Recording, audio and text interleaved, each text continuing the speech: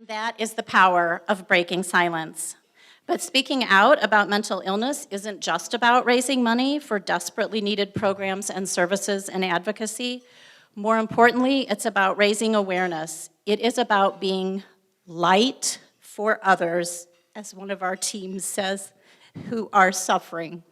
It is about standing up for the nearly 1 in 5 Americans who suffer from some form of mental illness. It's about being vulnerable, hence my crying up here, right? And telling our stories, even at the risk of facing shame and ridicule, because this is the only way that we can find hope, and it is the only way that we can make meaning out of something that so often seems like a senseless tragedy. But speaking out is not easy, especially if you have been told all your life to keep silent, like my mother-in-law.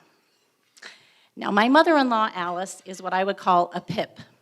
She's 87 years old, still sharp as a tack. She's got better design sense than I'll ever have. And thanks to years and years of yoga, she's more flexible than I am too. And this is all the more remarkable because Alice contracted polio when she was 13 years old here in Cincinnati.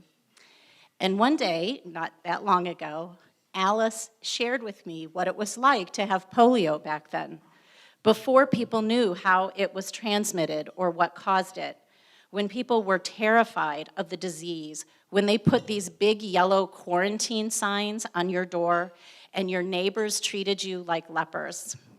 And Alice told me that after she began to recover and started to go back outside again, her parents forbid her to ever speak about polio again.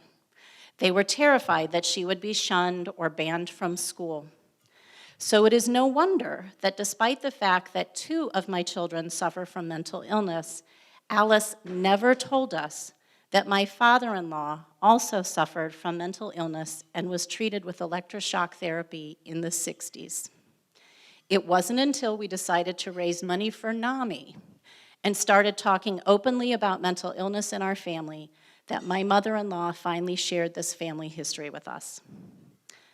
I will never forget the dinner where my poor sister innocently asked Alice if she would help us raise money for the National Alliance on Mental Illness. Now, you would have thought that Jennifer was asking Alice to run naked through Fountain Square. I kid you not.